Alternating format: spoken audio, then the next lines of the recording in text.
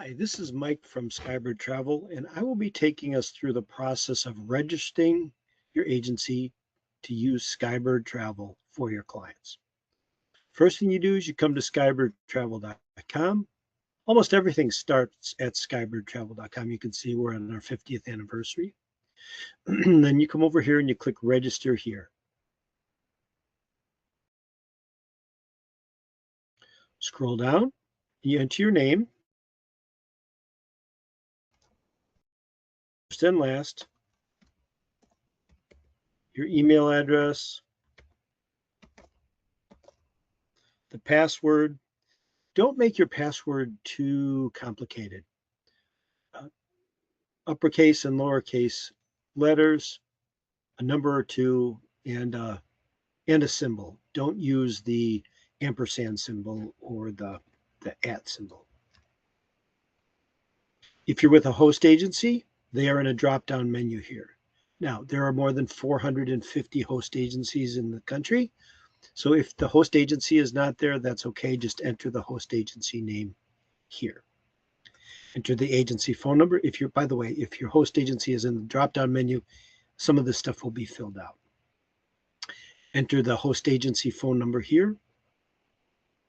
And then if you belong to a consortium, put one here or you click none. I'll just click none.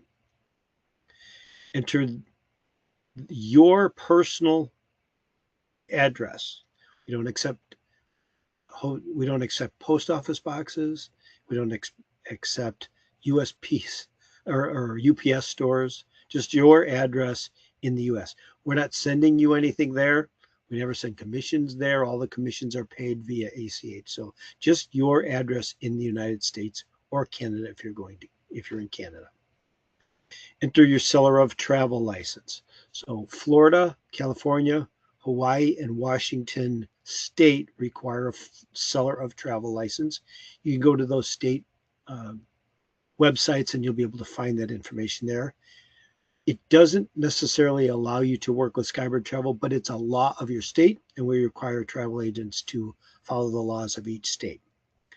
What we do accept is ARC, IATA, and TRUDE. There are other industry numbers that we do not accept, and the reason we don't accept them is because they're not able to verify a travel agency. There's also a TICO number. If you're in Ontario, under the seller of travel, there's a consumer protection number. If you are in British Columbia, you would just enter that information there. The primary markets that you're selling, many agencies will select all of them. Just choose one or two. I mean, what are the top three that you're selling? And definitely include one if there's a place you'd like to sell. If you'd like to sell the Africa, then click Africa by all means, even if you're not doing it.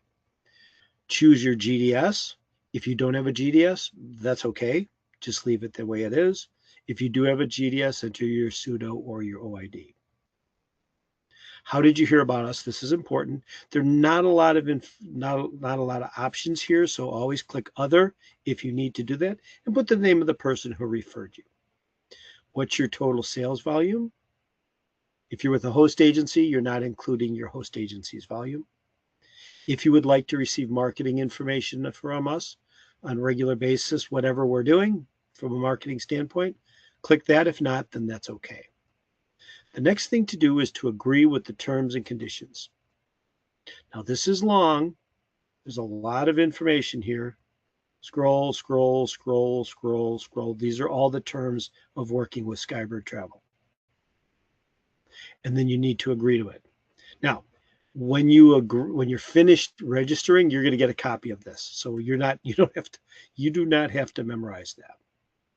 So you agree with the terms and conditions, and then you click register, and you'll get a notification saying that we've accepted your registration. That's not an approval. The approval can take a little bit longer for host agencies, but if all the information is there and you're an individual agency, not with hosted agency, you should hear from us within a day or two. And that's how you register to work with Skybird Travel for your clients.